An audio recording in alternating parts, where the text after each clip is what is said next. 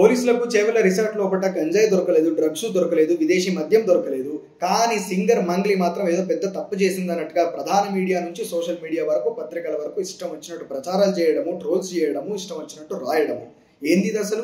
ఎందుకు చేస్తున్నారా అమ్మాయిని ఇట్లా? రాయలసీమలో ఒక మారుమూల ప్రాంతం నుంచి, ఒక వెనుకబడ్డటువంటి వర్గం నుంచి వచ్చినటువంటి మంగ్లీ ఈ రోజు తన టాలెంట్ ప్రూవ్ చేసుకొని ఈ రోజు ఒక సింగర్ గా గొప్ప స్థానానికి వెళుతున్నటువంటి నేపథ్యం లోపల ఈ కుళ్ళు అక్కసు కాకపోతే ఇంకేమన్నా చెప్పండి. నిజంగా ఏదైనా తప్పు చేస్తే అనాలి. ఏం తప్పు చేసిందని ఆ అమ్మాయిని ఇంత దారుణంగా ట్రోల్స్ చేస్తా ఉన్నారు. ఇట్లా ఇష్టం వచ్చినట్టు కామెంట్ సెక్షన్లలో తిడతా ఉన్నారు.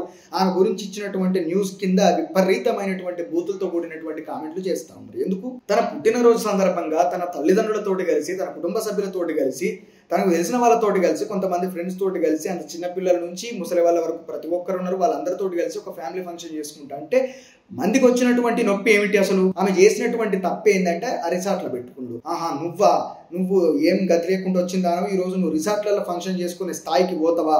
నిన్ను బతకనిత్తమా? అసలు నిన్ను నెగలనిత్తమా అన్నట్టుగా కదా కావాలని చేసినట్టే ఈ రోజు అకారణంగా ఆమెను ట్రోల్ చేస్తా ఉన్నారు, తిడతా ఉన్నారు.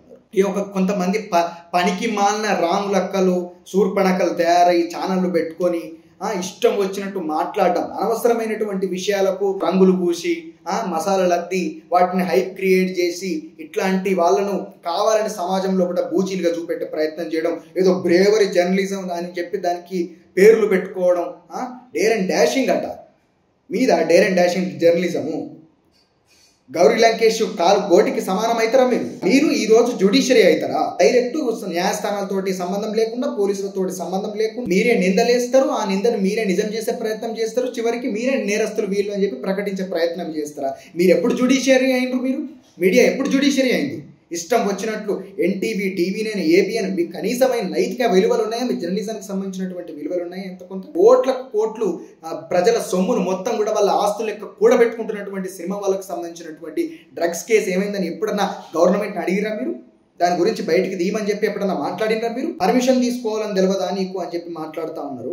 సౌండ్ ఇష్టం వచ్చినట్టు డీజేలు పెడితే, ఇష్టం వచ్చినట్టు మద్యం తాగితే ఇక్కడ చూసుకుంటా కూర్చుంటారా అని చెప్పి మాట్లాడుతూ ఉన్నారు.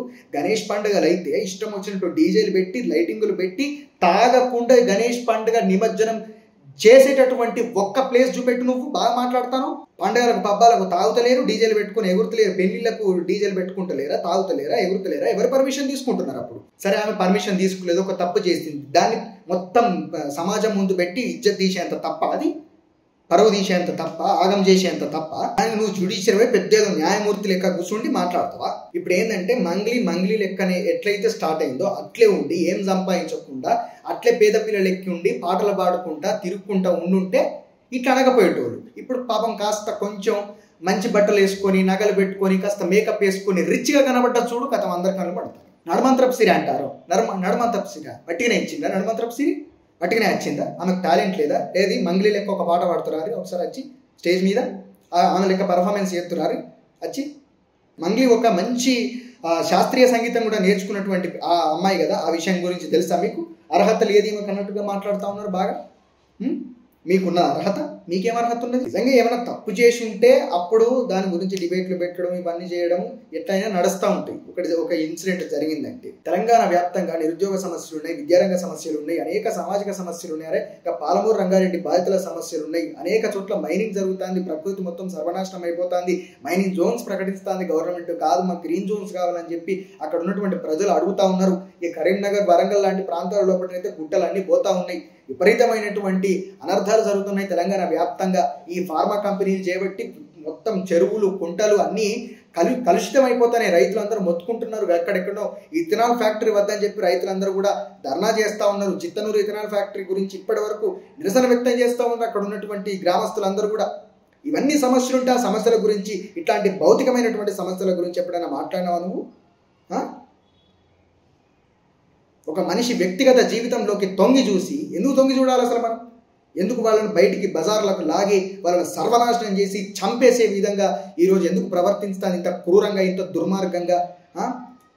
ఎక్కడి నుంచి వచ్చినటువంటి సంస్కృతి అంతా నార్త్ నుంచి గుజరాత్ బానిసల దగ్గర నేర్చుకొని ఈ బానిసలు ఇట్లా తయారై ఇట్లా మందిని వ్యక్తిగతంగా హననం చేసే ప్రయత్నం చేస్తున్నారు. మానుకోవాలి, లేకుంటే పుట్టగతులు లేకుండా పోతాయి ఈ తెలంగాణలో. ఇంకొకసారి ఇట్లాంటి రిపీట్ అయితే మాత్రం ఎక్కడ పెట్టామో అక్కడ ఖచ్చితంగా పెడతాం. తలిగేటోళ్ళకి ఇది ఖచ్చితంగా అర్థం కావాలని చెప్పి ఈ సందర్భంగా కోరుకుంటూ, మంగ్లీ మీద జరుపుతున్నటువంటి సోషల్ మీడియాలోనైనా ప్రధాన మీడియాలోనైనా ఇంకెక్కడైనా సరే ఈ అకారణంగా ఈ విషయం మీద మంగ్లీ మీద జరుగుతున్నటువంటి ఈ దాడిని ప్రోగ్రెసివ్ స్టూడెంట్ ఫెడరేషన్ అదేవిధంగా వీసీకే పార్టీ చాలా తీవ్రంగా ఖండిస్తూ ఉన్నది.